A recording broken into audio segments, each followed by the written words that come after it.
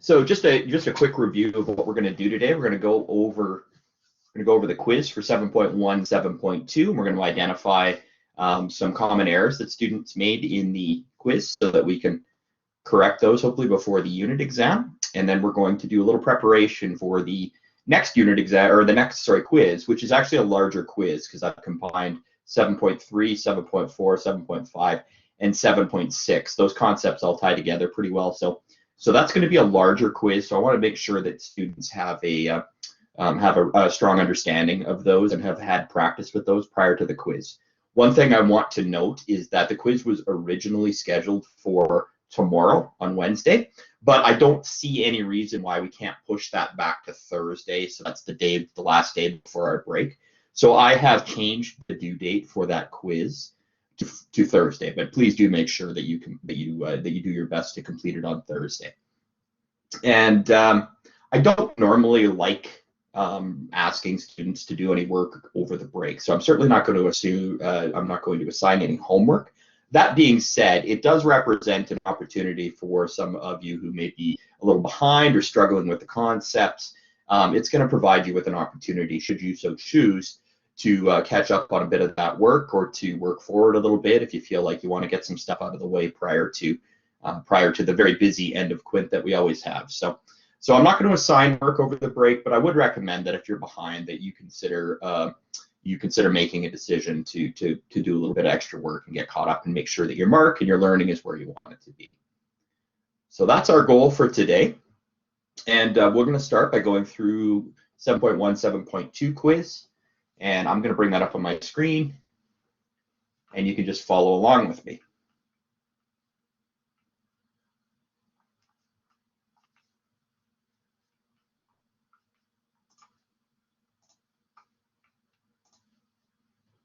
I think that's the right one.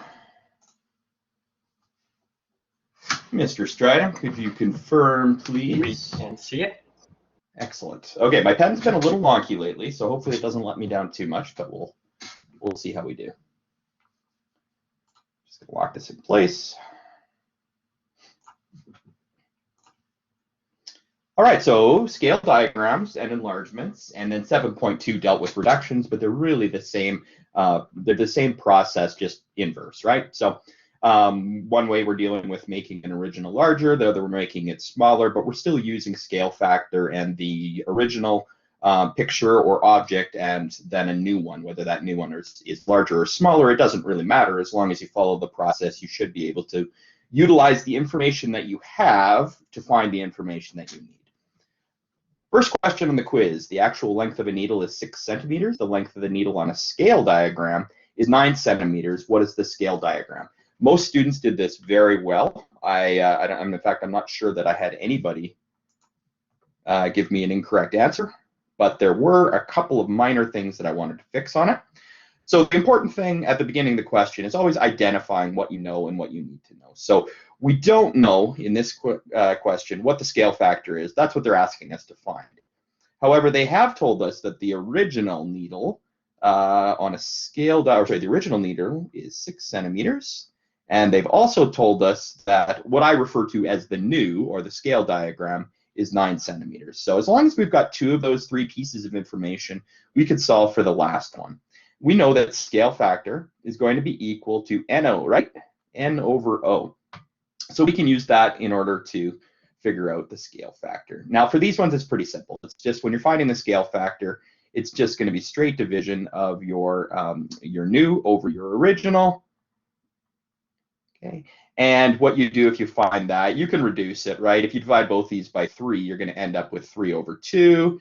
And in this unit, it is very acceptable to use decimals, okay? Unless the question specifically tells you you must use fractions, you're perfectly welcome to use decimals in this unit. So it's 3 over 2 or 1.5. And most students were able to correctly answer that. Now here's the question. Here's the only part that some students got wrong, and I didn't deduct marks for it, but I will in the future. Some students were putting in the unit behind the scale factor, and we never have units when we're dealing with the scale factor.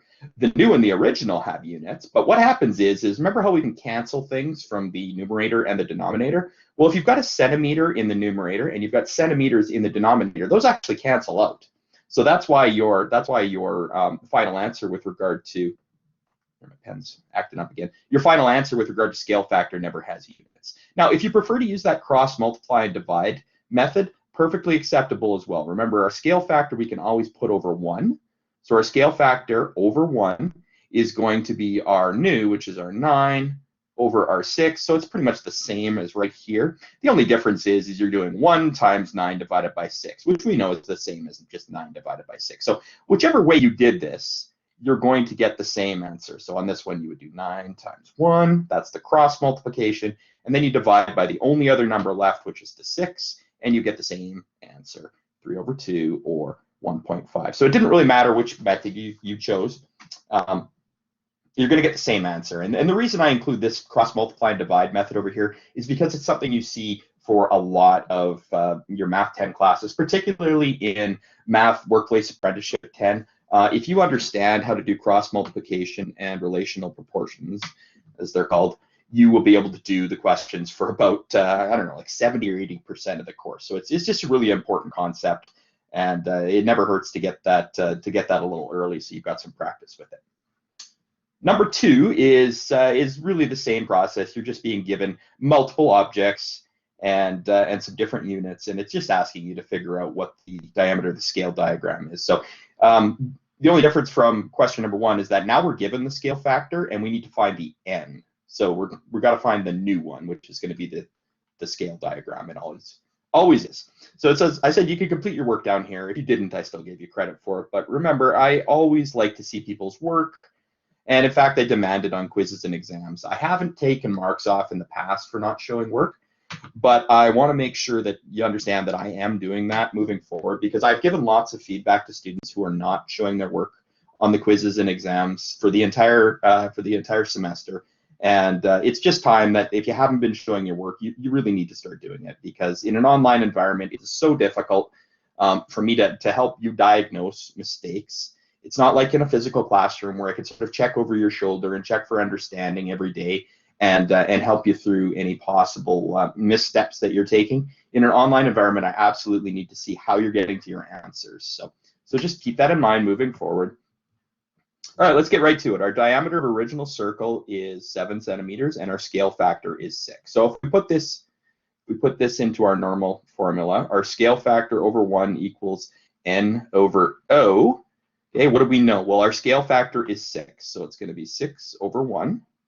Okay, equals, we don't know what our new is. That's what we're trying to find out, is the diameter of the scale. So the scale diagram, remember, scale is not the same as scale factor. Okay? That's why I try to use the n here as much as I can instead of using the word scale, because I don't want students to get confused by those two. So the diagram, or the scale diagram, is always the new. So we've got our new, which we don't know, over our original, and our original is 8 centimeters. So we can do that very simple. N equals, and then you cross multiply, okay? So it's 48. 6 times 8 is 48 over 1. So it's just going to be 48 centimeters. Now, because this is an object, it has a unit, right? So you notice none of our scale factors have units, but our originals have units, and all of our new ones are going to have units as well. All right, for the second one, we've got a fraction. So we could stay in fractions, but it's also acceptable not to continue in fractions and to do it in decimal. In this case, the math works out nicely if there's no decimal anyway.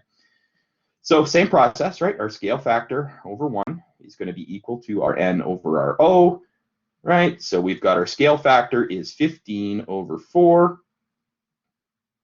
Okay. And then our new is what we don't know, and then our original is 40. So if we do our n equals 15 times 40 divided by 4, what we're going to get is, what's 15 times 40? Is that 600 over 4? And that's going to equal 150 millimeters. So make sure you include the units. And I was actually quite impressed. Most students were very good at including the units on this. So 150 millimeters on that one. You wouldn't have a decimal whether you did it in fractions or whether you did it whether you converted this to a decimal. So either way worked fine. This one we've started with decimals, so it's likely that we're just going to continue with decimals, which is perfectly acceptable. So same thing. It's going to be our SF over 1 equals n over 0. You're probably getting sick of seeing that by now, but it's always nice to just repeat the process. So we've got 5.8 over 1 is our scale factor, and then we don't know what our n is, but we know that our O is 3.5 centimeters. So cross multiply and divide means we've got 5.8 times 3.5, and then we divided by 1, but that's not gonna change our answer any. So it's just 5.8 times 3.5, and if my memory serves, that was 20.3 centimeters. And again, most students didn't have a problem with these three. I heard something pop up in chat. Is there an issue here? Just a conversation about handing in quizzes. Yeah, that quiz is pretty late already. That was last Thursday, so it's 1, 2, 3 days overdue, and that's plenty of time to hand it in. So now that I'm showing the answers, it's too late to hand it in. Draw an enlargement of the equilateral triangle with side length 3.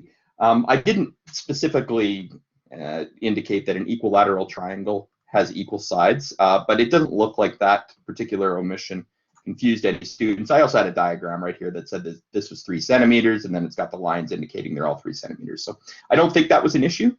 Students seem to do fine with that. So let's figure out what the side is. Our original side, okay, our scale factor is given. It's 5 over 3. Our original side is this one, which is 3 centimeters, which means we're likely trying to find our new side, and we do our scale diagram. So if the scale factor is greater than 1, we know it's going to be an enlargement. Now it says it's an enlargement up here, and it says it's an enlargement up here, but you know it's an enlargement because 5 divided by 3 is going to be more than 1, so you know it's going to be larger. We just have to plug it into our 5 over 3, so that's our scale factor, equals our n over our O, and we don't know what the n is, but we know what the O is. It's 3 centimeters. So then we do cross multiplication, and we get n equals 3 times 5 divided by 3. Well, those 3's just cancel out nice and easily, so our n equals 5 centimeters. And I have no way of measuring your triangles, so I was hoping that you could use the ruler and get everything just perfectly 5 centimeters, but I didn't really have any way to check that. So as long as you indicated in the drawing of your triangle that it was 5 centimeters,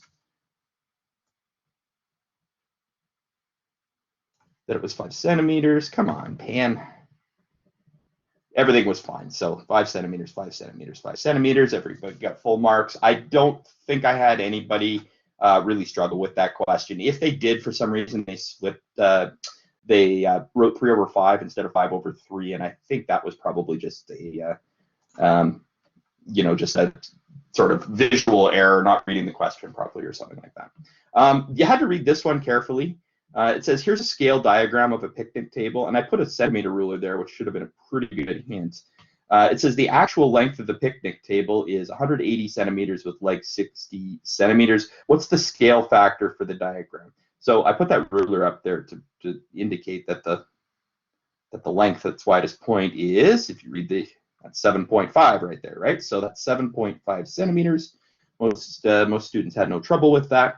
And it said the actual length of the picnic table is 100 centimeters with legs 60 centimeters.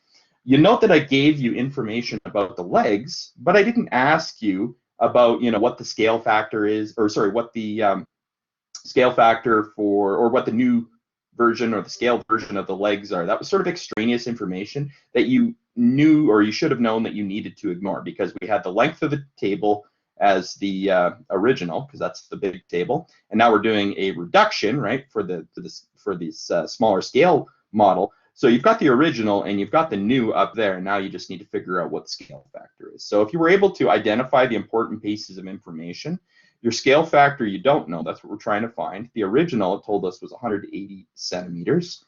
And then you've got the ruler here on the new version to tell you that the new is 7.5 centimeters. My pen is really not happy with me today.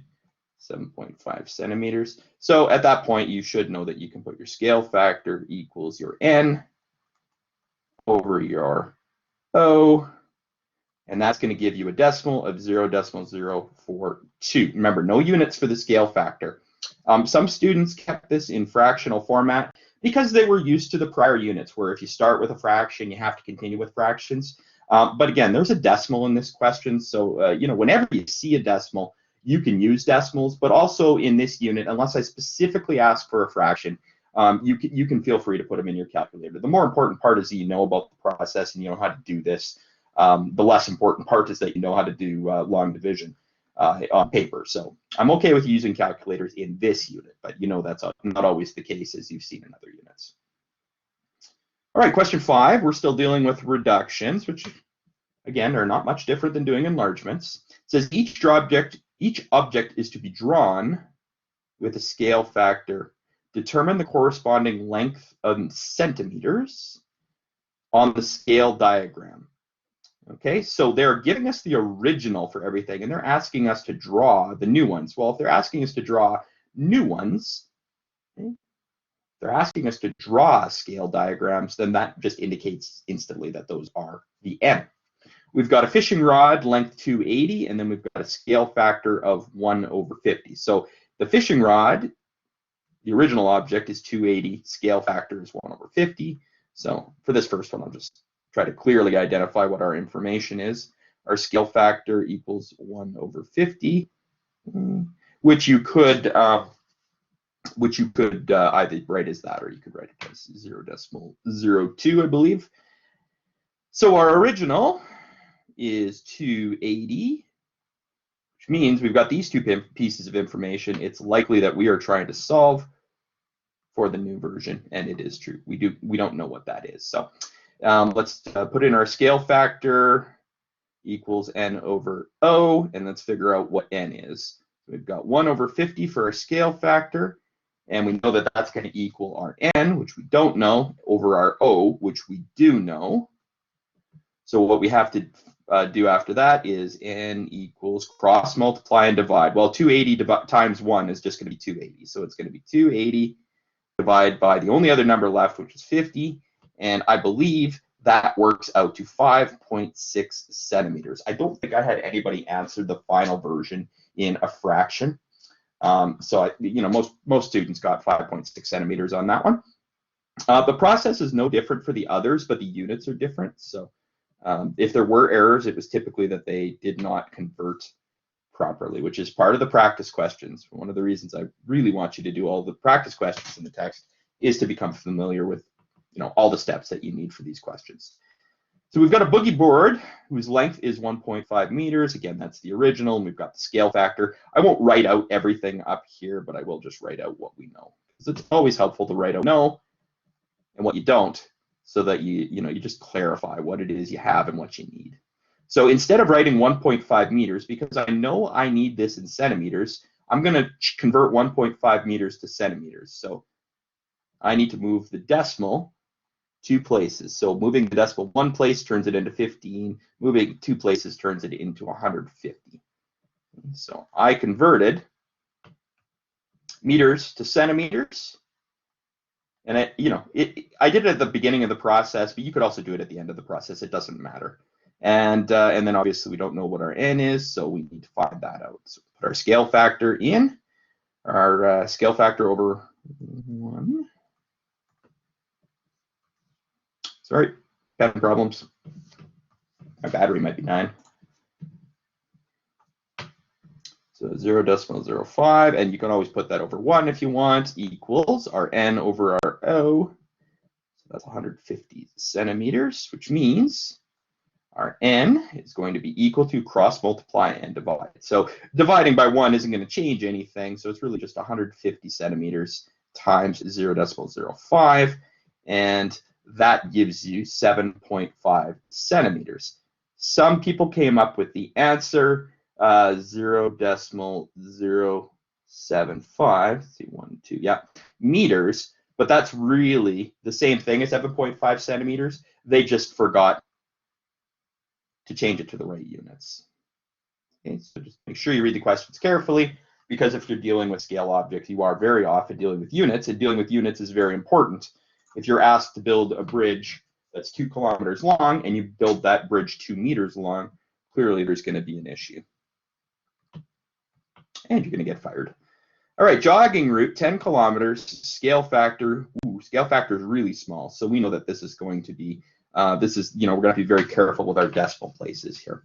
So our scale factor is, I count the zeros usually, 1, 2, 3, 4 zeros behind, so 1, 2, 3, 4, 3.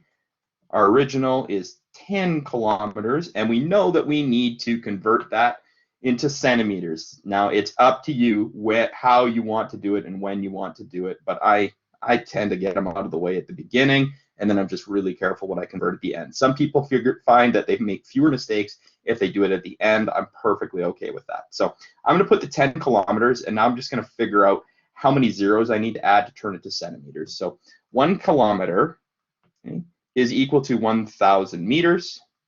Okay, so we know we need to add 3 zeros.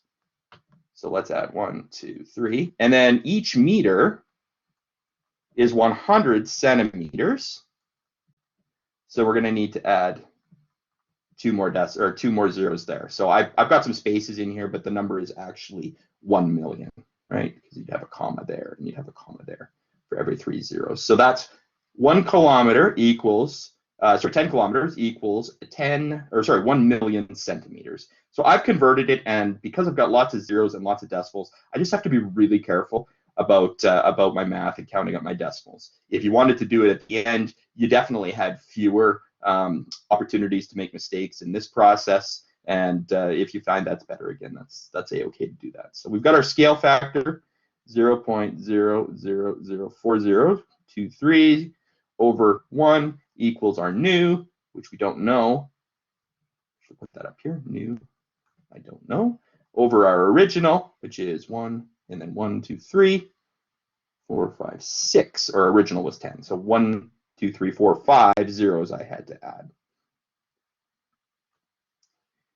All right, so that's just cross multiply and divide. Again, dividing by 1 is trivial. You don't really need to do it, so it just becomes the cross multiplication part. So it's the 1 million, 1, 2, 3, 4, 5, 6 times the decimal 1, 2, 3, 4, and you should get 23 centimeters.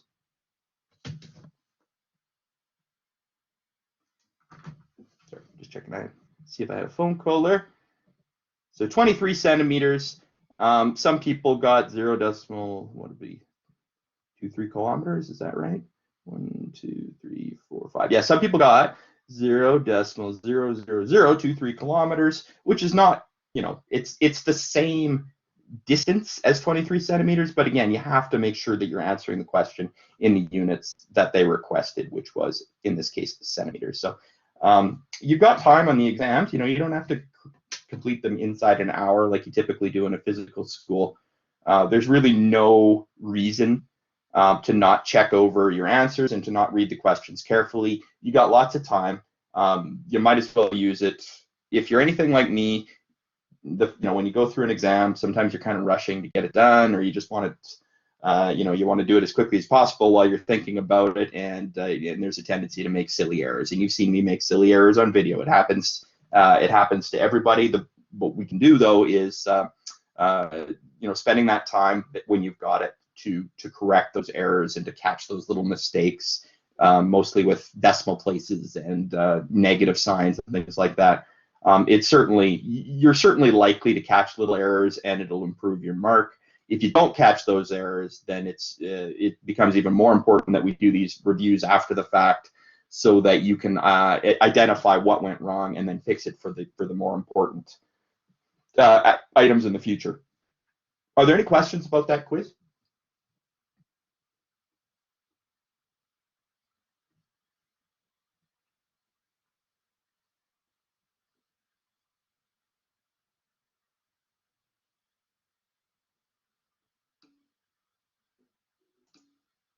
Everybody's good? Again, those people that handed it in did well. Mohammed, my quiz hasn't been marked either. I marked everything that I had, so I'll go have another look. But unless you just handed it in this morning right before we started this, then I didn't receive it. All right, so I want to move on to 7.3, 4, and 5, and just do a couple questions. Obviously, there's the tutorial videos, which you need to watch, and there's all the practice questions in the text, which you need to do, checking your answers, and emailing me if you're having difficulty. I've had several people send me questions. Excuse me, I've had several people send me questions, and I've answered those, and most have indicated that, yeah, it makes sense now, so that's all good. That's one of the best ways to learn in this class, is to practice the questions after you've watched the concepts and practiced with me.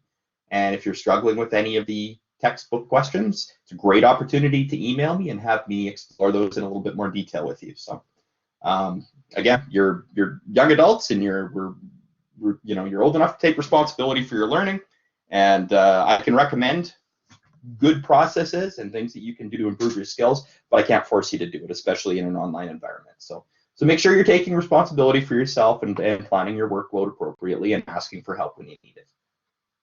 All right, I'm gonna cherry pick some questions from 7, 3, 4, and 5 and just go over them on the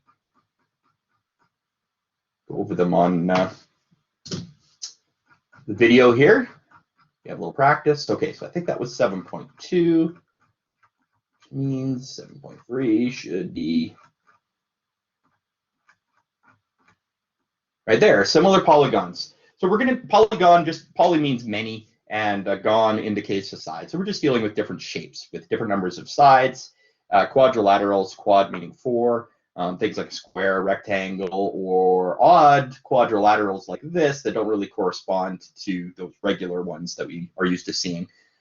Triangles. I don't know that we see a whole lot of pentagons, 5, or hexagons, 6 sides, but the process and the concepts are the same regardless of how sides your shape has.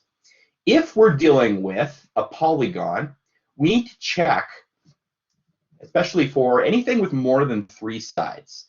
So anything that's got 4 or more sides, you need to have 2 things in order for it to be a.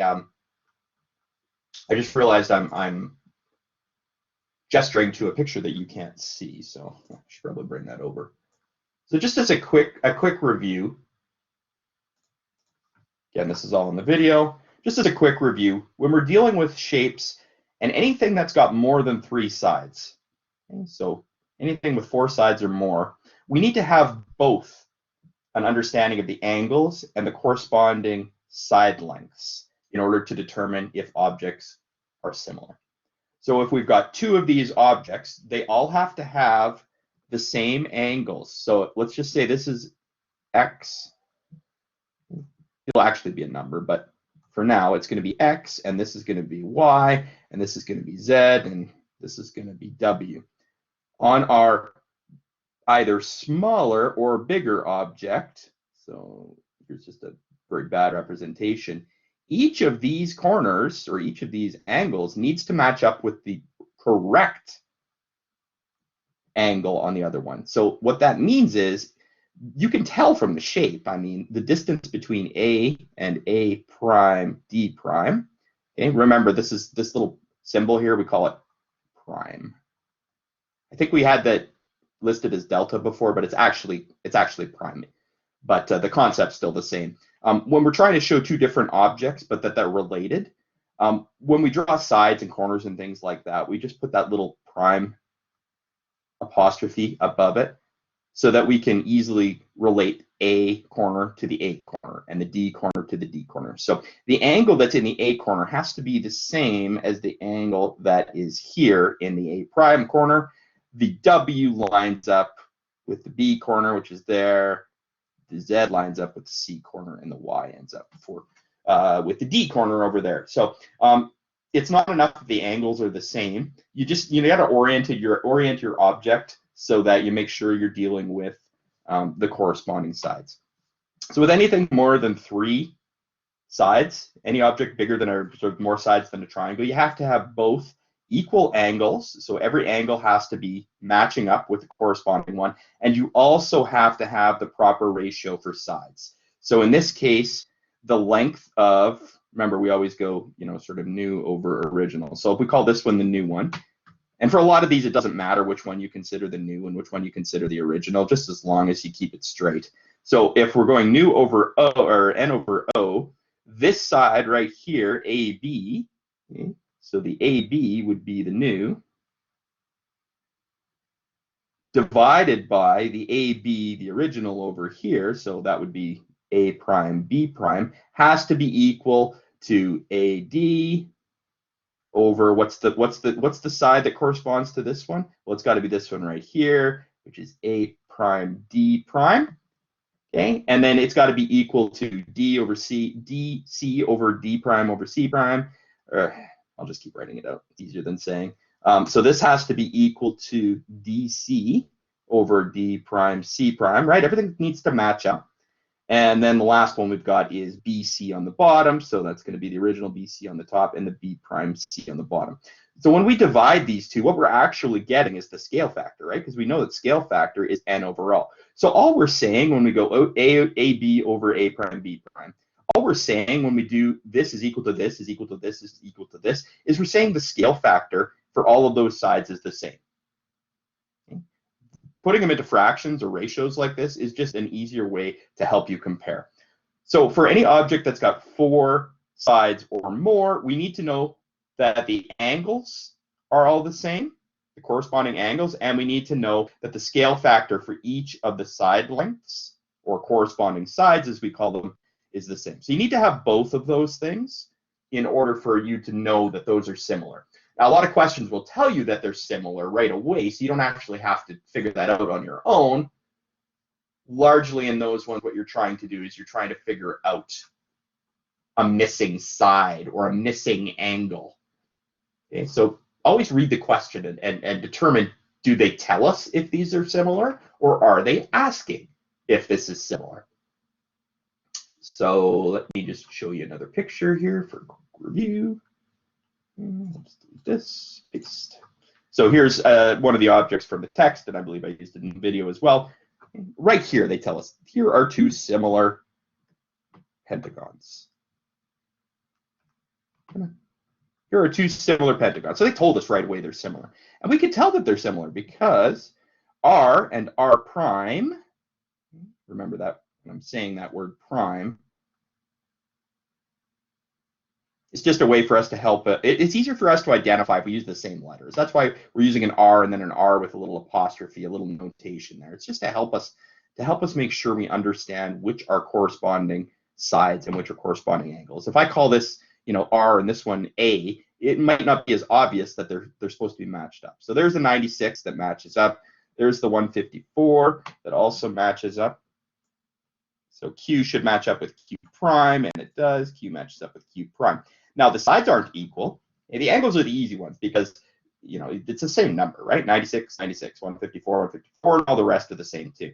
The sides are not going to be equal unless they're the exact same size and shape, right? So these ones aren't going to be equal, but the important thing is that they are, that the scale factor is the same. So we can test that easily enough. And we know that if these are similar, and it says they're similar, so this math should all check out very easily. So we know we've got, good grief. This is something else today, I tell you. We got ST as a side. A second here, I'm going to take the battery out of my pen.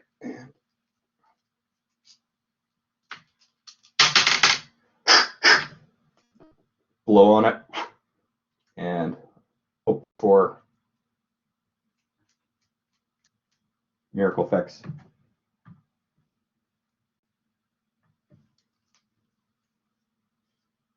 Sorry for the delay. I have to do this with my finger or the mouse. It's going to get really, really messy. There we go. Okay, so we've got ST over S prime. T prime needs to equal, let's just keep moving around. TP needs to be, let's So if this is, if I've got those in the numerator, I should say this is the new and this is the old, just because I've always got new over old, right? So that, this is, not part of sort of the official equation, but that's what's happening there. So we've got t over t prime p prime. What's the next one? We've got p q, I assume that is, that I've hidden, over p prime q prime equals, what's next? qr. So we've got qr over q prime r prime equals rs is our last side. So it's rs over r prime s prime. So that all needs to be true. If any one of these is not equal to the rest, these objects are not similar. Again, they told us they're similar and it's in the textbook. So we're gonna hope that all of these work out nicely. So it's just a matter of dividing, right? So what's the original ST? It's 2.5 centimeters. And then what's the new ST? Or sorry, the new ST is 2.5 centimeters. What's the original? ST is 3.75. And that's why I label them, just to make sure that the numbers that are on the top in the numerator, the fraction, are going to be all the ones without the little apostrophes, and the ones in the lower half are going to be all the ones that have the prime apostrophes. So we need to know that 2.5 equals 3.75 equals, what's TP in the original, or in the new one, sorry, I'm calling this original for some reason. TP, or PT is the same thing, it doesn't matter which order the letters are in, is 3, and that corresponds with the 4.75. And then PQ is 2 centimeters on the N version. And over here, PQ is 3 centimeters. And then QR is 1.5. And then on this version, it's 2.25. And then our last side is 2.5 over here. And that corresponds with 3.75. So as long as you're sure, you make sure that you've got the proper number on the top and the bottom in the numerator and the denominator. In this question, these should all work out to the same thing. So you can crank it out in your calculator pretty easily. 2.5 divided by 3.75 is, hey, guess what? 0.6 repeating, which I know is 2/3, right? 2/3 is 0.6 repeating. I don't really need to do any math there. 3 divided by 3.75, 4.75, sorry, 3 divided by 4.75, 3 divided by 4.75. I wrote something down wrong. Where's my 3? Oh, 4.5, not 4.75. That's, see, those silly mistakes I was talking about. That's 4.5, not 4.75. So 3 divided by 4.5 is going to be 0.6 repeating. And 1.5 divided by 2.25 is going to be equal to 0.6 repeating. And 2.5 is divided by 3.75, and that is 0.6 repeating. So we've shown two things. We've shown all of the angles that correspond to each other. Okay, all the angles that correspond to each other are equal, and we've also shown that the ratio, which is just division, words like ratio and proportion are fractions. Okay? And we know that fractions are division. So you got to get used to seeing these words, okay, and understanding that when you see a fraction, you're seeing division. When you see a ratio, like 3:2, you're really seeing a fraction, 3/2. Okay? And you get a lot more of this stuff in MWA 10. But identifying those words is really important in math, because a lot of the problems you're going to face in real life are going to be word problems. There's going to be language involved. There's going to be words and emails that need to be exchanged, and you're going to be talking about the problem. So understanding the words and the vocabulary that goes with it is very important. So that's what you need when you're dealing with anything with more than 3 sides. You need to understand that you have to have corresponding angles be equal, and also the scale factor for each of the corresponding sides, which is just the answer here. But it's just the fraction, okay? What's the new? Divide by the old. That's got to equal on every single side. If any one of these is out, those shapes are not similar. Okay. Now remember, when I got when I had this written down wrong, when I had it written down as 4.75, and I kept getting a different answer than this, I knew there had to be a mistake, because the textbook wouldn't tell me it's similar if they're not similar. But if it was a question on an exam that asked, are these similar, and you had it was an object with 5 sides. Sorry, this is a 5-sided object. I don't know why I said it's a 4-sided object. And you have 5 sides, and 4 of them match up, and there's 1 that's out, or 2 that are out. They're not similar. Okay, so double check your math. But if your math checks out, you know right away that they're not similar. Okay. Now, let's have a quick look at this because I do want to make something clear. Okay, so this is from the textbook, which is likely the chart that I used when I was going through the example. And you'll notice that the way they did it is slightly different. What you need to know is that it actually isn't any different. They've got P prime Q prime over PQ. So their answers are all 1.5 instead of 0.6 repeating. And I want to make clear that the only reason that their answers are like that is because they did this. Instead of calling this one the new and this one the O, they called this one the O and this one the new. Okay? It doesn't matter. If you've done the math the way I did it, you still proved the exact same thing. You just labeled your objects differently.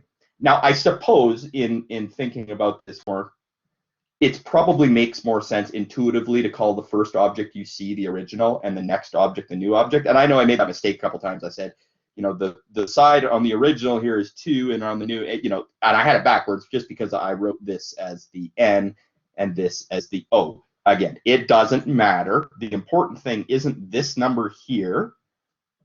The important thing is not this number here. The important thing is that this number matches this number matches this number. So regardless of which one you call the original and which one you call the new, if these numbers are the same, it's similar, well, as long as these angles are also the same for corresponding. So I just want to make that clear. The reason that they're getting 1.5 and we're getting 0.6 repeating is just because they labeled these differently than I did. I labeled NO, they labeled ON. So hopefully that doesn't cause any confusion. All right. So these are examples that are done in the video, all of them. So I'm not going to redo those, but I am going to do a couple of questions quickly to help you. So a couple of these were sent to me by students saying, hey, I just need a little help with these. Can you help me out with them? And I said, absolutely, I can. Okay, so here's questions. These are from the assignment, page 341. And I'm just kind of cherry picking some questions here, grabbing 341. Grabbing some questions that can help you out. So 5D, and it already gives you the 3 pieces of information in the proper form. Well, I actually didn't have anybody ask me this question, but I figured I'd do it anyway. Calculate the value of the variable in each proportion. So there's that language I was talking about again. There's a proportion. And we call this proportional reasoning, but it's really just setting up the 2 fractions. And if you have 3 pieces of information, if you have 3 of the 4, you can always solve for the 4th with that cross multiply and divide. So as long as you went through the videos or went to the live sessions, we've done lots of cross multiply and divide. So in this case, our A is going to be equal to, the only way I can go across multiplying numbers is 0.7 times 1.8. And the only other number is 24, so that's the one I divide by. And this is decimals, you just crank it out on your calculator. Decimal 7 times 1.8 equals 1.26 divided by 24.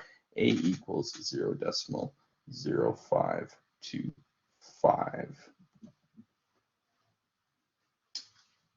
So that question is really just indicating this is how you should be setting up your proportions using the fraction equals a fraction. And I've been strongly recommending that the entire time as well. So hopefully that's becoming second nature at this point. Number 9, are any of the rectangles similar? And I will copy that question so that you can actually see it. And this is a great question because you're going to see lots of these.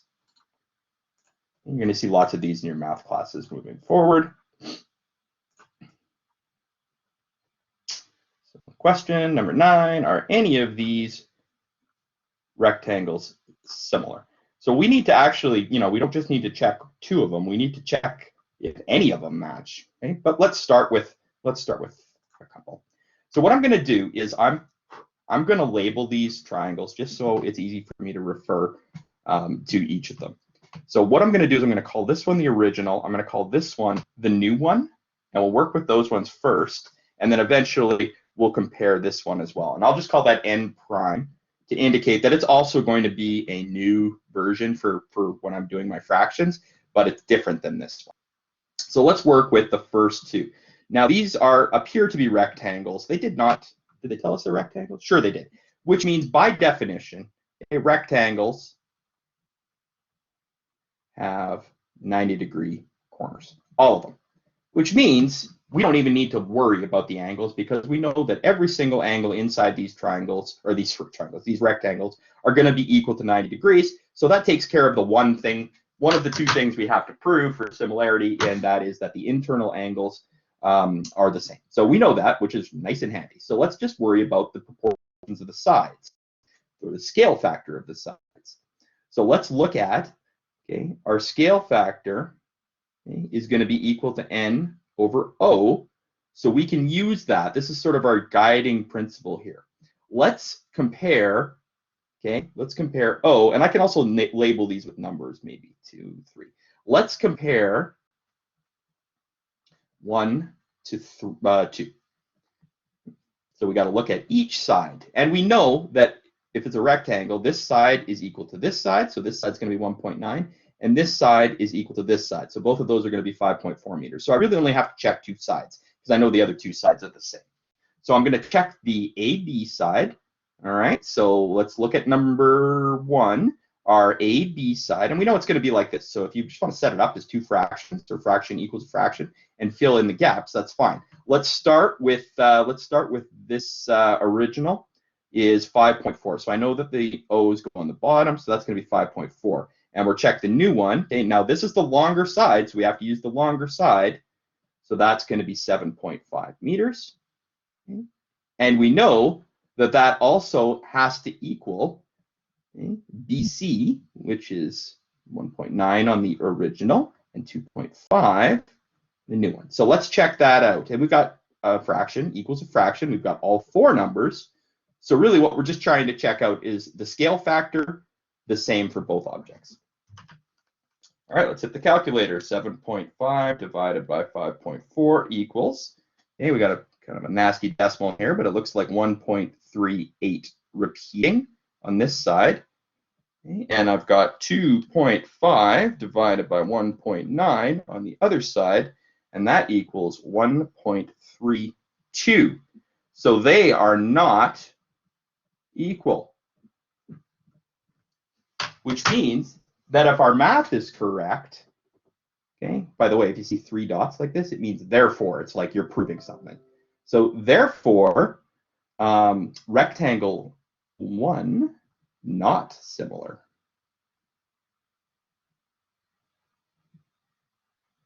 to 2. So we've already proven one thing, but now we need to prove at least one more thing because we've got this one hanging around here. Okay, so we already know that this one doesn't match this one. Let's check 2 and 3. I could have checked 1 and 3, but I'm just going to check 2 and 3. So let's compare 2 and 3. All right. So let's check 2 and 3. So our, you know what? The way I labeled these, now that I think about it, might be easier for me to check 1 and 3, just because I've got this labeled as an O and this label as an N. So I'm actually going to check 1 and 3 just because of the way I labeled them. It might be a little easier to understand. So the same thing is going to be true here, except instead of N, it's going to be N prime because I labeled it that way.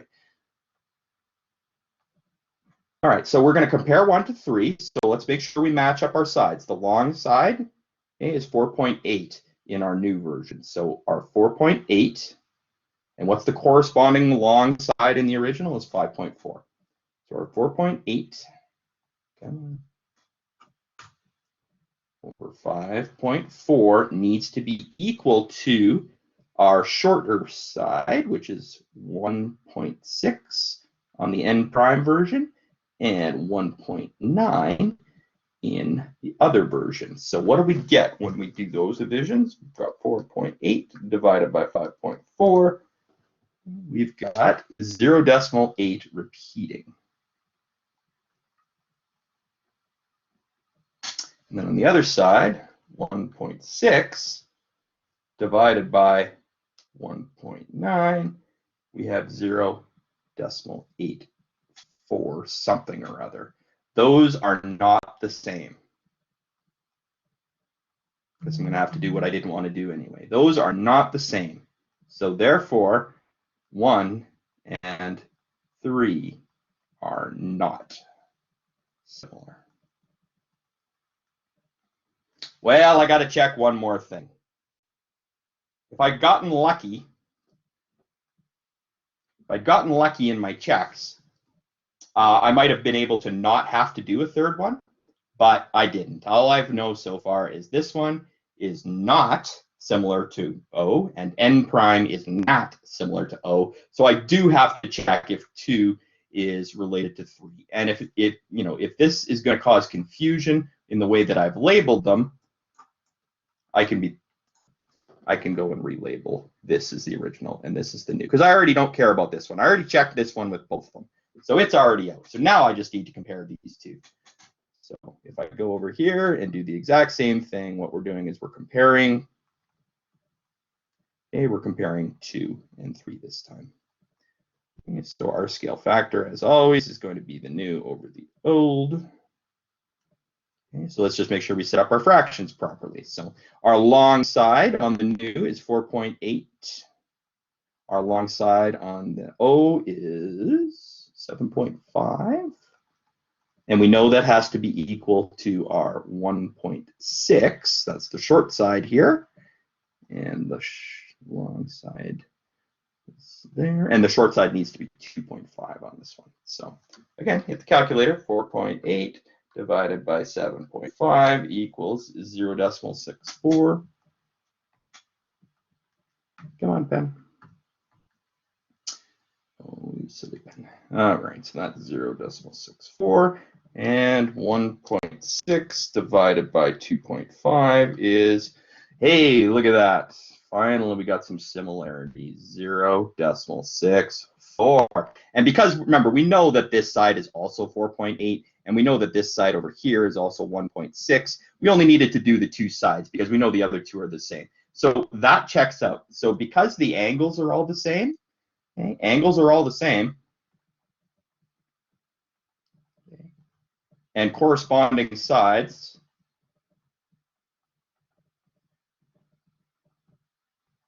have equal, okay,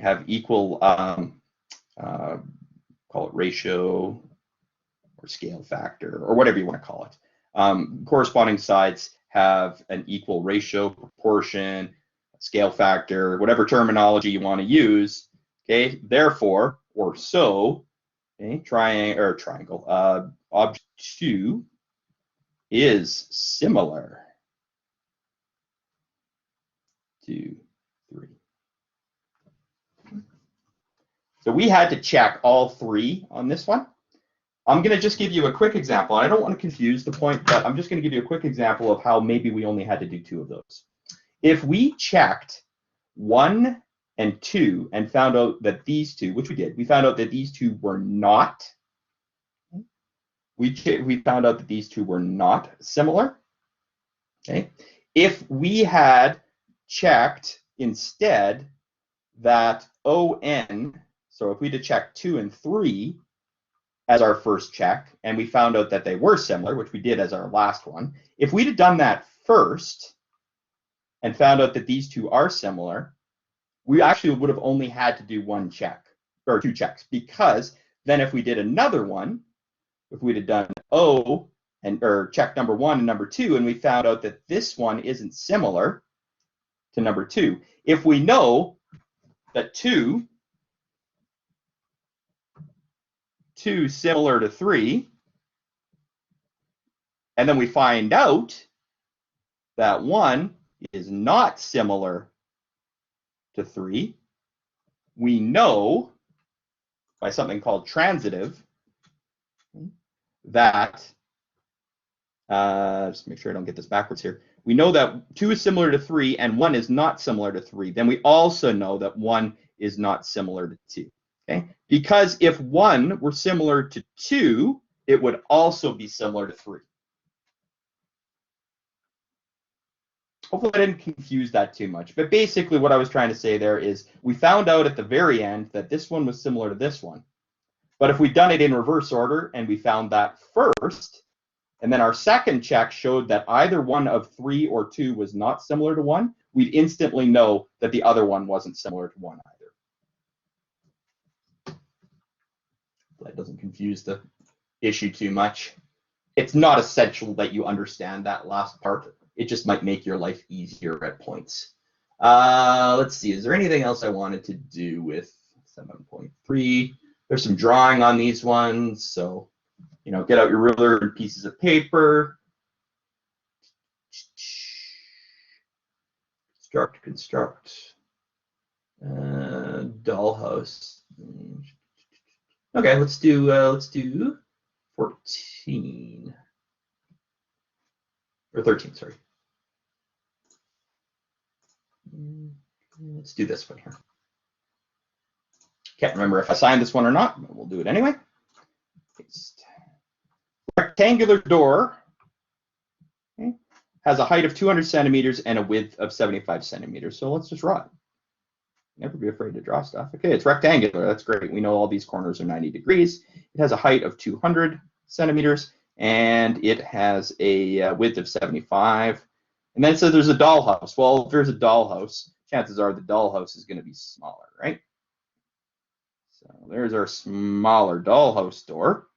And the height of the dollhouse door is 25 centimeters. Centimeters. And likely they're going to ask us what's the width, right? The height. Sketch and label both doors. Okay, fine, did that. Calculate the width. Well, that is indeed what they're asking us. What's this? We know these 3 pieces. We can find out this piece. Because these are both doors, both rectangles. We know that all the angles are the same. And they also told us straight off the bat that it is similar. So we know these 2 objects are similar. Now it's up to us to find out what that x value is. If it helps you, you can label the corners. You don't necessarily need to do it in this one, but if you are labeling things, make sure that you've got the corresponding sides lined up properly. You would not want to have your A, you will not want to have your A over here or your A over there. In cases of a rectangle, it will cause you to get the long side versus the short side. You want to make sure that your sides are all corresponding properly. So A, B should be a short side. A prime, B prime is a short side. So sometimes labeling things just helps you keep them organized. What we really need to do is find the scale factor here, but we can just use we already did this part. We could just use what we know about comparing the proportions of the corresponding sides in order to find that missing value. So calculate the width of the house door. So what we've got is essentially our scale factor equals our n over our O. Okay. Let's call this one the O. Let's call this one the N. Okay. Or you could have done it backwards. It doesn't matter. Just as long as you keep it straight, which measurements are related to the O and which measurements are related to the N. So we know that that's sort of our guiding principle, which means that if these are similar, the division of the corresponding sides is equal. So let's look at the new, the long side for the new. Okay, so the long side for the new needs to go on top. Sorry, this is the long side for the new. It's 25 centimeters. And then let's look at the long side for the original, which is 200 centimeters. Then let's look at the other piece of information we have. We have the short side of the O, so that's going to go down here. And then we've got the short side of the new, which is what we don't know. So if you labeled things and you wanted to include, sort of the additional information to keep it straight, what we really said here was B prime C prime over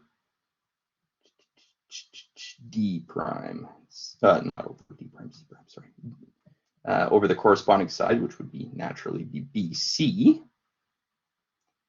And that's why we do that, to line the letters up, is going to be equal to the numbers I used here, were DC, and then obviously D prime, C prime, which would be D prime, C prime. So the 25 is this B prime C prime. The 200 is the BC. The X is the D prime C prime, which is what we're trying to figure out. And the DC is on the original object, the 75 at the bottom. So this might help you kind of line things up because the letters are all be the same. But you do not have to do that step. It just might help keep you organized. This is enough. Up here, we've got, I'll just rewrite it. We've got 25 over 200 equals X, which is what we don't know, over 75.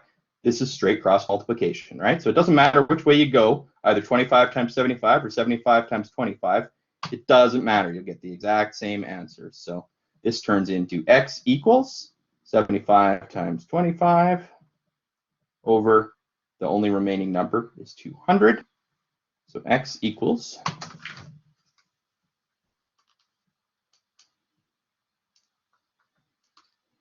1875 divided by 200 is, looks like 9.375 centimeters, which means calculate the width. It doesn't tell us to round it to any particular measurement. So I mean, if it's a word problem, the door is 9.375 meters wide. Now I would double check my answers, particularly if I get weird decimals. So I'm just going to go down and check, make sure I didn't make a mistake. And if I did make a mistake, we go back and find out where the mistake was. And this is question number 13. The width of the doll's house to the door is about 9.4 centimeters. So they did round it to 9.4. It didn't tell us specifically to round it, but we got the same answer. So math checks out. That's great. Did it correctly. All right, I think that's probably good for 7.3. Let's look at 7.4 briefly. Oh man, just going through my textbook here. Okay, 7.4 is dealing with triangles, and triangles are a lot easier. I won't spend as much time reviewing this as I did the other one. I just want to be clear about one particular thing about triangles. Triangles tend to be easier to work with because we only need to prove one of two things. So here's what we need to prove for similarity on triangles. If we prove one thing, we know the other thing. Okay, now remember, for anything with more than 3 sides, we had to know that the angles were equal and the sides are equal before we could say it was similar. With triangles, we just need to know one of the two, and we know it's similar. So if this angle here is the same as this angle here, and this angle here is the same as that angle there, and this angle here is the same as that angle there, we know right away that they're similar. We don't even have to look at the sides. Or if we know that PQ divided by ST is the same as QR divided by TU is the same as RP divided by US, we know that they're similar, and we know that the angles are equal. So it makes it a lot easier and a lot more flexible for us to figure out if triangles are similar, and it also helps us and makes it easier for us to identify missing information on triangles. So these triangles don't look the same because they're kind of pointed in different directions. This is the only tricky part of this, is you have to be able to, in your mind, either turn the other triangle around in your head, or do what I do and just re-sketch the thing below or beside the original and see if stuff matches up. So that is the 62, okay? But I also have a 43 in both, so why don't I just turn this triangle and rotate it this way so that the 43 is down here, and that leaves the only other side is 75, and then I just got to make sure that my letters line up, okay? So if the 43 is a P, okay, and the 75 is a Q, and that one's an R, okay, if I just rotated this either in my mind or I redrew it, making sure I matched everything up, it's a lot easier for me to compare angles and sides on these two triangles. So that is one thing I recommend, is when you're dealing with triangles, it helps a lot of the time if you redraw one of the two, or if they're kind of overlapping, that you draw out them as separate objects. It helps a lot. So strong recommendation there. For instance, I will look at, and I went through this one in definitely in the video, but I will show you exactly what I mean about redrawing these triangles. Okay, so here's a perfect example. It says that they're similar triangles in the textbook. It just says it. I didn't copy that part, but it says that those are similar triangles. But here's the thing that sometimes confuses students is that these triangles are actually not pointing the same direction, so it's a bit more difficult. It's a bit more difficult for students to identify corresponding sides. For instance, students may make a mistake in assuming that this side lines up with that side as far as corresponding, and this side and that side. And that's a mistake that students often make because they're kind of side by side. So what I would recommend for these triangles is to draw the other version of the small one, either underneath and in sort of a same shape so that it's easier for you to line them up. So if we've got TSR here, well, we know that the outside most point is the 4, right? So this would be the 4. That makes it pretty easy. All right. Now because there is a straight line between these two, we have to relate the sides that are on the opposite of the intersection. I'm not sure if there's a better way to say this. So essentially, if this is, it doesn't really matter how you do it, I don't think. Q's going to be on the top, P's going to be bottom. I just want to try and line things up properly. Okay, well, we know the R is the one in the middle, right? So that one's pretty easy. So the RP is related to the TR. So it would make sense for us to call this one P and call this one Q, just to help me line up that this is going to be the 6 and this is going to be the 5. And now if I erase this one, it's not 100% necessary, but I find that it helps. If I erase this one now, I've got them all pointing the right direction, and it's very easy to see that this lines up and this lines up and this lines up. If I'm trying to find out what a certain angle is or what a certain side is by reorienting the triangle, it helps out. And it's much more obvious on a question like this one here. There it is.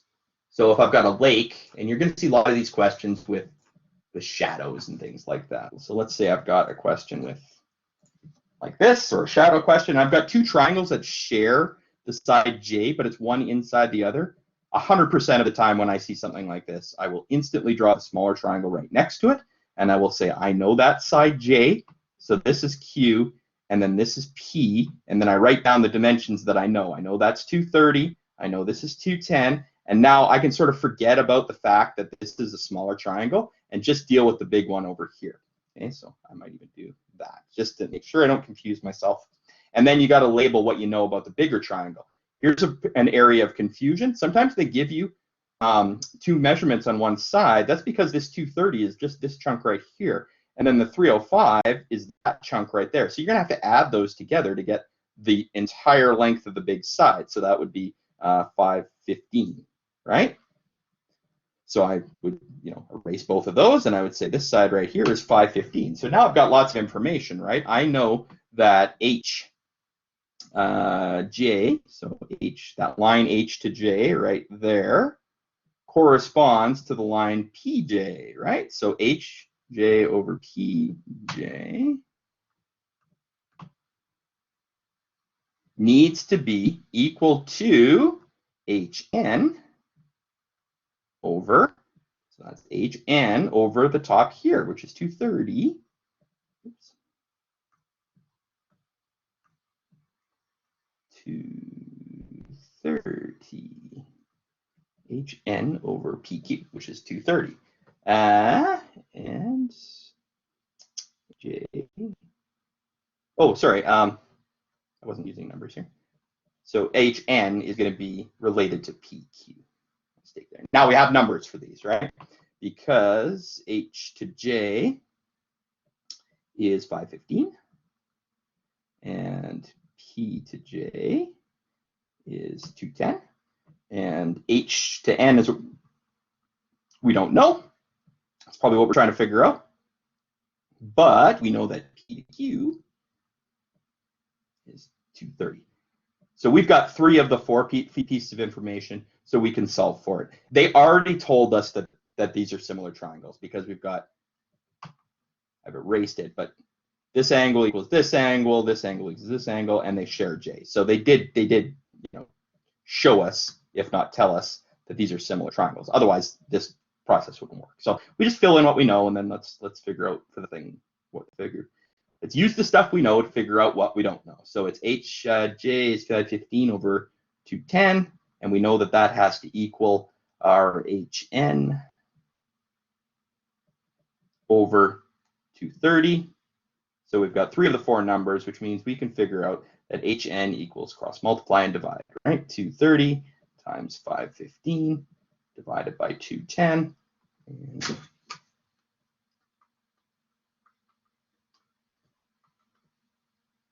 it appears to be 564 kilometers and change. And so about 564 kilometers, the length of the lake. And you just do the quick, do a quick mental check. Is if this is 230, does it make sense that this one is bigger and a little more than twice as big? Yeah, it seems to look that way on the map, and it would make sense that the length of the lake would be longer. And then you could also, in doing this, you could calculate what the scale factor is if you just did one of these, right? 515 divided by 210. The scale factor is 2.45. So you could say to yourself in your head, well, if the scale factor is 2.45, it means that this part's going to be the bigger one because we treated the big one, the lake one, as the N, and we treated the little one, this one over here, as the O. So it makes sense with a scale factor that's bigger than 1 that the larger triangle is going to have a bigger distance. So there's a couple different ways that you can sort of do mental checks on that. And also knowing that the scale factor is 2.45, you're saying that that this length right here at the top of the lake is about 2.5 times as large as this, and it certainly looks plausible, right? I mean, even if you just had a scale diagram and you took that little chunk, it's probably about that long, which looks like you need about 2.5 of those to make the lake. All sorts of different ways that you can sort of do mental checks on these. So I don't want to spend any more time on that. Let's get to some examples here. Let's do 4C.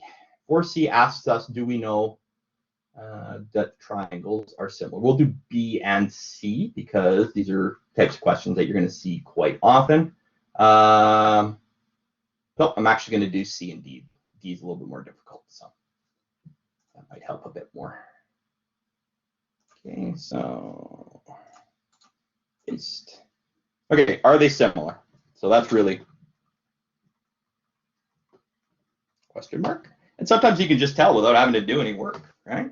So let's look at these two. Well, let's redraw these triangles because I got a 70 on top and I got 60 on top.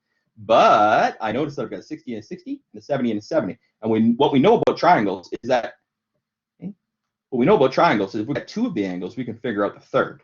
So the third angle is going to be 180 because all triangles have 180 degrees. Subtract what we already have, which is 130. So we know that this is 50.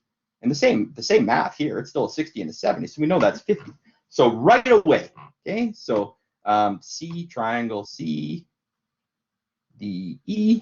is similar to triangle, let's use the same one here. C is the 70, so that would be R. D is the 50, so that would be the P, which leaves us with the Q.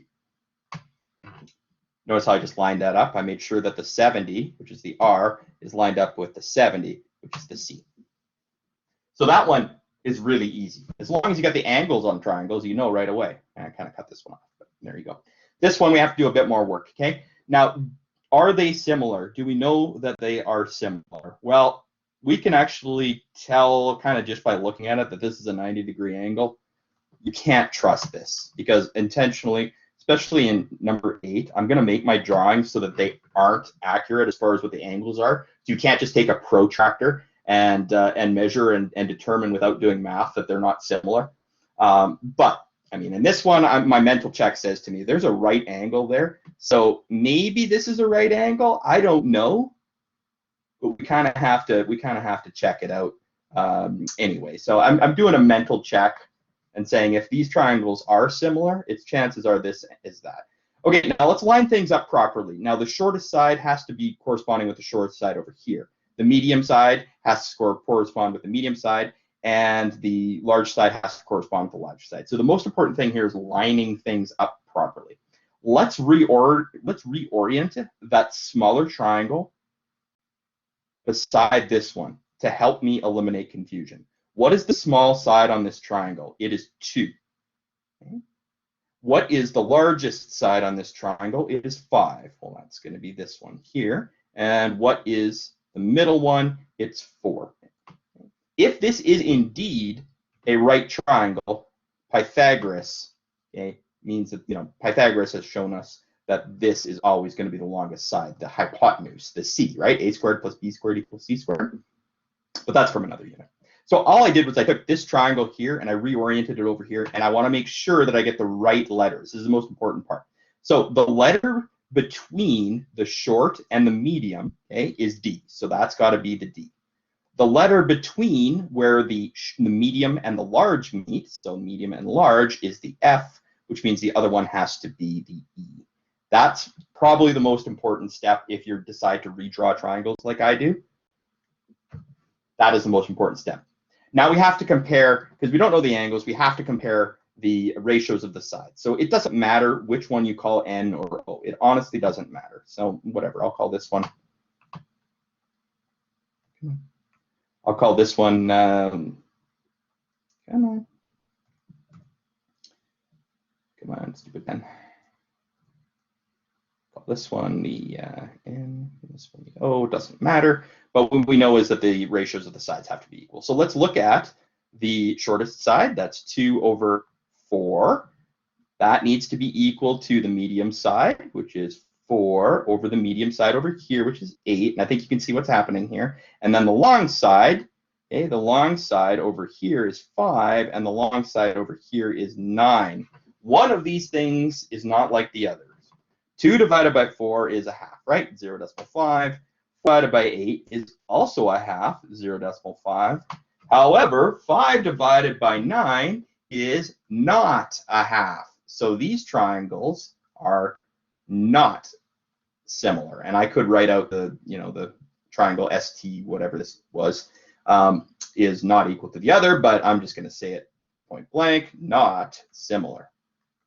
If this had been a 10,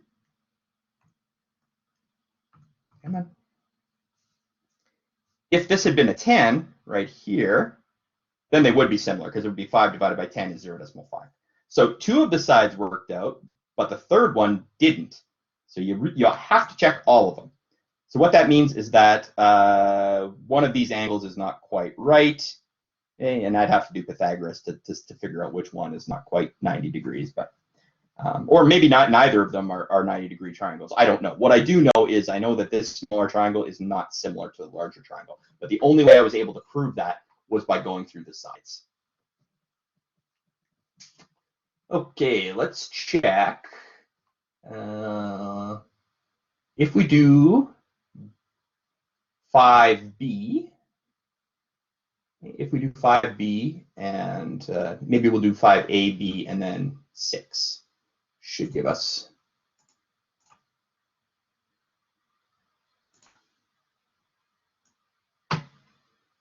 you know what, I'm going to do all these. I'm going to work through these pretty quickly because at this point you should have been through 7.4 already, and you should know how to do this. So this is kind of review.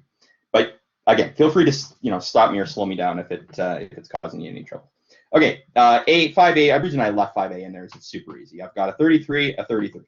I've got an 88, an 88, and I've got a 59 and a 59. Right away, I know because I have 3 numbers that match. They're similar. Okay, but it is important to understand that the angle at 33K is similar to the angle at F.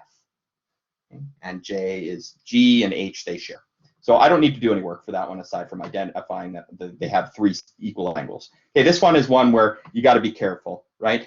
If you don't want to redraw the triangle, which in this case would be essentially bringing the D point down here. If you don't want to do that, use little marks on your triangles so that they on the sides of your triangle so you know which sides are equal. So remember this line that goes through and this line that goes through, those are the ones that are going to indicate which sides correspond to each other. Stupid pen, stupid pen. Come on. Okay, so I would draw a mark on this one and the same mark on this one to indicate that those are the same. I would draw a mark on this one. So 2 lines to indicate that those are the same, which means that this would be 3 lines and this would be 3 lines. So I'm doing this with my mouse, so it's kind of messy. Okay, as long as you've done that and identified which sides correspond to each other, you won't get confused. So let's just do a quick check here. Our shortest side is that a C or an O? Yeah, it's a C. Okay, so our shortest side is CE. So CE needs to correspond to the shortest side over here, which is CA. And what else do we need? We need the longest side, so that's AB. And I've got my shorts on the bottom and my lines. Okay, I'm just saying this is the another way you might want to label it is let's call this one the N, this one's the O, or the small and the big or whatever. But just make sure you have the right numbers on top and the right numbers on the bottom, right? So all my N numbers are going on the top and all my O numbers are going on the bottom, just to keep up track. So that's an N number, that's an O number. The next one, okay, I'll do the 6 up here. So that would be ED or DE, it doesn't matter. So that's the longest side, which corresponds to AB or BA, doesn't matter, which leaves us only 2 sides, which are going to be the medium side, which is on the small triangle. The medium side looks like it is CD. Come on, CD. I really got to fix this pen. And then the medium side on the other one is going to be CB. I think it's battery. CB. Okay, so we know that those need to be true. This needs to equal this, needs to equal this in order for these to be similar. So let's just plug in the numbers and let's find out. So CE is 3, CA is 6. That's got to equal ED is 6. And if AB is not 12, then we're in trouble already, but it is. CD is 5, and then CB is 10. Okay, well, we can probably do that math in our head. 3 over 6 is 0.5 or half, right? This is half, and this is half. 5 is half of 10. Why did I write a 0 there? 5 is half of 10, so that means similar. Okay, proved. This one right here, don't have to do much work, but it will help you to redraw the second triangle. So I'm just going to draw the little one over here. That's 39. That's 66. It tells us 39, 66, right? So this matches this, and they share this one, right? So that's a circle, that's a square. Well, if they share 2 angles, they also share the third angle. We know that just by simple math. We can even find out what that is, right? Because 66 plus 39, okay, so that's going to be 110 degrees, right? And then 180 minus 110 is 70 degrees. So we know that this is actually 70 degrees, and it's going to be the same here. So we don't really need to do any work there other than knowing that because they have one angle that's the same that they tell us is the same, and that they share another angle, so it has to be the same because they're sharing it, that we know instantly that these are similar, these triangles are similar, and we could find out what that angle is because we've got 2 of the 3 angles. They didn't ask us to do that. They just asked us if it was similar, and it is indeed similar. So that one is pretty easy. Let's do a flagpole question. Okay, let's do a flagpole or a shadow question. Let's do a shadow question. Here's a shadow question. Just because you see lots of questions like this on tests and whatnot, because shadow questions make for handy similar. Okay, so basically what they're asking on this one and on most shadow questions is they're saying that there's a person here somewhere, and because the sun shines down from up here, it hits the exact same angle, which means that this angle is the same as the shadow from that angle, and then they both share that angle down there. So if we know that information, we know that it shares this angle and that this angle by the head there is the same as the angle up by the pole. We know that they share this, and it's obvious they share this because that's a 90-degree angle anyway, standing straight up and down, person standing straight up and down. So this is a question you see often just because it makes for really handy similar triangles. But as always, I'd redraw that second triangle, and they obviously recommend it too because they redrew it right here. So they know that the tree's shadow or the flag's shadow is 16 meters, and we know the person's shadow is 2 meters. We know how tall the person is, so can we figure out how tall the flag is? Sure we can. Let's just label these to make it easier. So that's an A, that's a B, and that's a C, which means that this is A prime, this has to be B prime, and this has to be C prime, so everything lines up. And we know that they're similar, okay? That's why they gave us the shadow question, because those are typically similar triangles. So if we know that they're similar, we can either find out the scale factor and do a multiplication, or we can just set up our sides the way that we normally do. So what do we know? We know the information. We know that scale factor equals n over O, okay? And we kind of use that as our guiding principle. And we also know that we usually set up two fractions when we're comparing sides. So let's take a look at what we know. Let's call this the big one, and we'll call the little one the O, just to help us keep it straight. So we know that AC is going to be related to A prime C prime, and then we also know that BC is going to be related to B prime C prime, just to help us keep everything organized. So let's look at the new over the old. Okay, AC, we have that distance, it is 16 meters. And A prime C prime, we also have that is 2 meters. So hopefully we have one of these two and we can solve it, right? Do we know what BC is? No, we don't know what BC is because that's what we're trying to solve.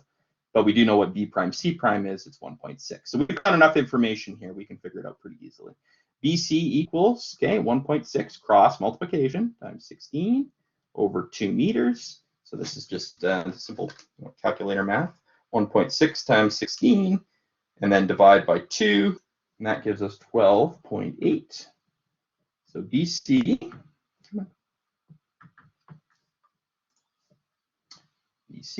equals 12.8 meters. And then we just do the quick mental check. Does it make sense that that would be 12.8 meters? Well, this is 16, this is 12.8. We don't know that distance. We can't really tell by Pythagoras. But what we can do is we can see that this is the long shadow is 16 and the short shadow is 2. Okay. And we can also see the height of the person is 1.6 and the person is 2. So what that can tell us is because this one is longer than this one, that means that this one should be longer than this one if they're proportional. So 12.8 being the shorter distance here and being the shorter distance here, that indicates that we're probably in good shape. Another thing you might notice mentally is that 1.6 is not that far off of 2, and 12.8 or 13, give or take, is not that far off of 16. So a couple quick mental checks there should say I'm in the right direction. If I got 1.2 meters for this height, I would know right away, or at least I should know right away, I should pick that up instantly, that, hey, if the person, let's just say I messed up a decimal on this, and I found out that this height was 1.2 instead of, this height BC is 1.2 instead of 12.8 or 1.3 instead of 12.8, I should know right away, well, it can't be 1.2 because the person isn't taller than the flagpole and the person is only 1.6. So how could the flagpole be 1.28? So those little mental checks like that will help you will help you avoid errors. Okay, 7.5. Again, this is today's lesson, and it actually is a little bit different than 7.3, 7.4. I think in the future I'll probably move to a separate quiz for 7.3 and 7.4 because we are dealing with similar objects, but we're not calculating sides. We're moving to symmetry. So they're all related to triangles and quadrilaterals and rotating them in your head and finding out if they're similar or even equal. But 7.5 and 7.6 do represent kind of a different direction than 7.3, 7.4. So I do apologize for that. That quiz for 7.3, 7.4 is really kind of a micro unit exam, I guess, which is why it's worth more. And I really do want you to prepare for it.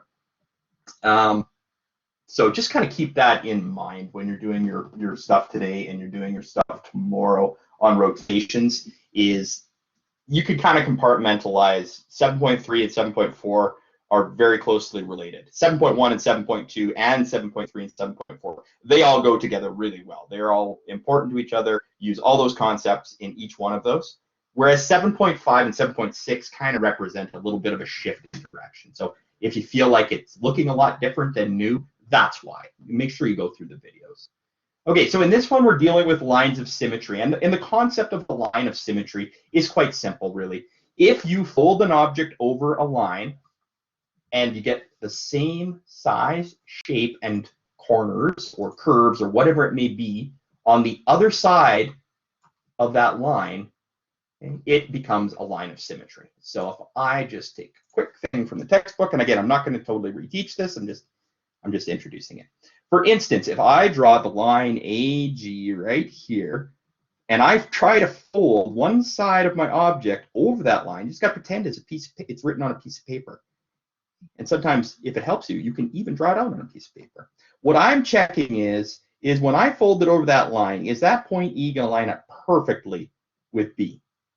Because if it is, that means that this line is going to line up perfectly with that line, and it means that this line is going to line up perfectly with that line, and this line is going to line up perfectly with that line. So really what you're checking is this distance here the same as this distance here? Because if it is the same, when you fold that point E over, it's going to land right on B. And in this particular instance, if this right here, C, is the same as that distance there, when you fold it over, D is going to fold right on top of C, just like B folded right on top, or E folded right on top of B. If those two fold over and hit each other, well, A is a shared point, so we know that one matches up. Then we can tell that they're symmetrical. And usually you don't have to do a whole lot of the math. You have to recognize where the line is, and then you have to identify, if I fold that object over or reflect it over a line of symmetry, is it going to line up? And a lot of times it's just looking at the object and being able to tell. And so this unit tends to be really tends to be easy for people who are really good at flipping objects over in their head and visualizing. And if you're not good at that, it's okay. I mean, we'll work on it, right? So this is an example of if they ask you to reflect this object, what they're meaning is basically your line of symmetry is there. So where do all of these points need to go in order for me to be able to fold this object over to the other side? Well, like I said, the distance between your points in the line is really the important factor. This and this are going to be the same because they're right on that line of symmetry. However, the others aren't. So let's just look at this one right here. This distance here, we have to have the same distance on the other side. So I'm just rough. Okay? So let's just say this is point B and this is point B prime. Okay? About the same distance. These points match up. I'll say those are A and C. They match up. Okay? Now what's this point right here? That's going to be D, right? So I have to make sure that this distance here matches the distance on the other side. It also has to line up, right? It's got to be a 90-degree angle right there. So I'm just guesstimating, but I'm saying that that point would be right about there, and that would be D prime. And then the same thing with this one up here. So if that's point E, I have to find the distance from E all the way down to the line, okay, whatever this distance is here, and then I got to do the same thing over here. And I'm going to say that this is about the same, and that's E prime. Remember, if I was doing this ruler, it'd be exact. And then this is point F. So how far is the distance from F to that line, making a 90-degree angle? Well, it looks like it's about there. So I'm going to call that F prime. And now when you join them up in the proper orientation, it should actually make the exact same shape. So if I put that on there, and I've got it going to point E. Now, the only thing that you're going to want to watch out for on these ones is make sure you join the right points, right? E has to be joined up because E represents this point, or E prime represents this point, and D. So E and D have to match up. So there we go, E to D. Now this is the mistake people will make. They might go from this point to the B, but that doesn't happen in the original, right? It goes from D to C. So this one has to go from D prime to C prime. So it has to go from there to there. So basically what I did was I drew this lower half, just showing you the process of reflecting something across a line of symmetry. And this would be the line of symmetry right there. So if they give you an object and they tell you where the line of symmetry is, by using those little eyeball measurements, you can roughly sketch the object, but oftentimes you'll need to use a ruler and measure, or use grid paper and measure. So just identifying, this is an example of where you just kind of do that eyeball test. You don't really have to do a whole lot of numerical or algebraic math. In fact, none in this case. Actually put the picture up, but you have to know how to determine if something is a line of symmetry. So if we look at making a line, what we want to do is we want to make a line somewhere on this where if we fold it over that line, one side will match the other. So there's the only place you can do it. Why? Because it shares all these points. When I fold this point, okay, so that distance there is the same as that distance there, or same thing, this distance here is the same as that distance here. You do it either way. They just gave us a different kind of graph paper. So this point folds over to that point, okay? And this point, look, it lines up, right? Okay, so that point's going to fold over to that point. And this point, you can pick any point, right? This point here, that distance, it's going to match that distance. So this point's going to fold over to that point. So essentially, you can just kind of eyeball this one and know that if I make my line of symmetry there, I'll just call it LOS, line of symmetry, I know that I can fold over all the points on one side and they're going to match up with the according points on the other. So there's not going to be nothing overlapping. If I try to draw that line elsewhere, anywhere else, okay, if I confuse myself by saying there's more than one line of symmetry, because there can be more than one line of symmetry, doing sort of a visual check will help me. Okay, so let's just say I incorrectly assume that I can fold it up and down as well as left and right. It's pretty easy for me to tell just by looking at this point or any point. How far does this need to go? Well, let's just say that's one chunk. That's two chunks. So it's kind of like 2.5, right? So if that's one chunk and that's two chunks and that's 2.5, this point, there's nothing on the other side. It doesn't match up, right? Same thing here. How far is this point? Okay, it's 1, 2, about 3 of these little lengths here. So I go up 1, I go up 2, I go up 3. There's nothing there. So this point does not line up with that point. So I can't fold this object from the bottom of the top. It's not going to work. In fact, I'm going to get completely opposite if I do that. I'm going to get shapes that look like this instead of the ones that point up. They're going to point down. So if you make a mistake with your line of symmetry, just by kind of checking those distances for some of the handy points, you can pretty easily identify your errors. So that would be the case for anywhere else I drew this line. It doesn't matter where this line goes. I just try to put it kind of in a halfway point. Another way that you'll often see them is you'll often see lines of symmetry. They don't have to be vertical or horizontal, right? They can be like this as well. And so this might look like a line that is symmetrical, but again, if I draw a line that's perpendicular, so it's got to be 90 degrees, and then I draw that same distance out here, you'll notice this point doesn't fold over properly. Remember, it's always got to be 90 degrees from that point to your line of symmetry. You can't just go this way. Because if you go this way, when you fold the point over, it's got to go this way. So it's easier just to draw the 90-degree line, okay? And you can do it from anywhere, right? So let's just draw a point from there. Now I'm just guesstimating a 90-degree line, but it's something like that would be 90 degrees. So what's this distance? About 2 centimeters, right? So 1 centimeter, 2 centimeters, because this is also 90 degrees, right? So just a straight line, right? Okay. So if that's about the right distance, if this distance here is about the same as this distance, that means that this point would be there. But there's no point there, right? It's out in the middle of nowhere. So instantly I can tell that way doesn't work either. So just little visual checks you can do, and sometimes you need to actually take out a ruler to see.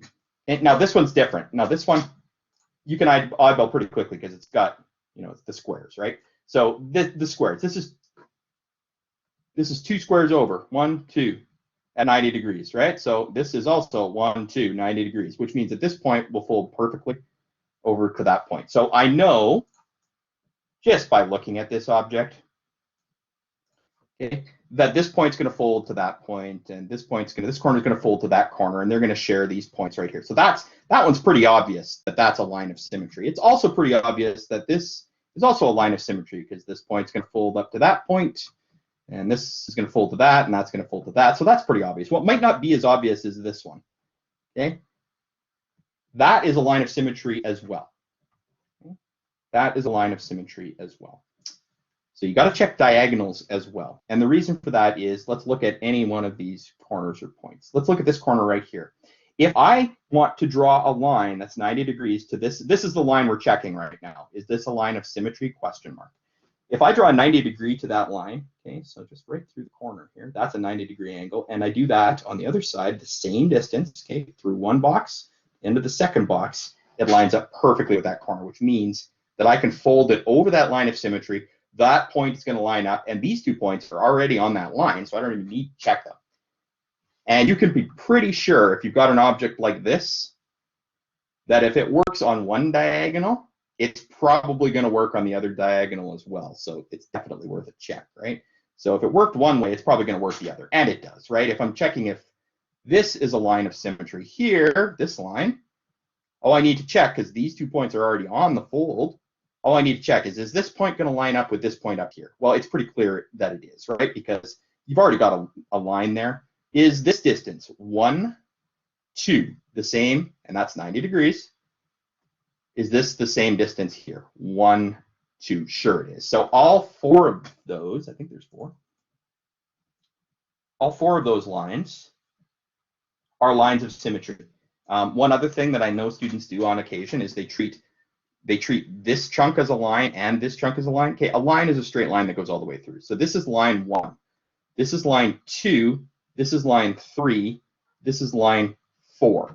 Okay, this is not line 5. That's just the other end of line 1, right? So that's really line 1. That's line 2. That's line 3. So when I ask, or anybody asks, how many lines of symmetry are there on this? Make sure you're saying 4, not 8. So that is definitely a common error.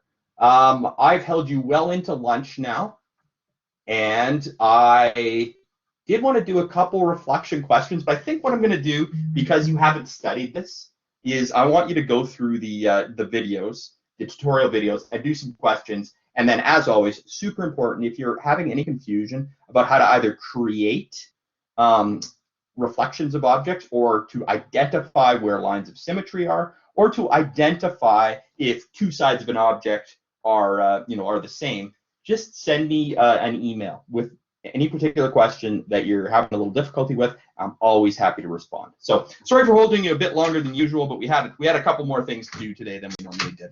Hopefully our Thursday's meeting is going to be significantly shorter. Are there any questions? Or can I send you on your way?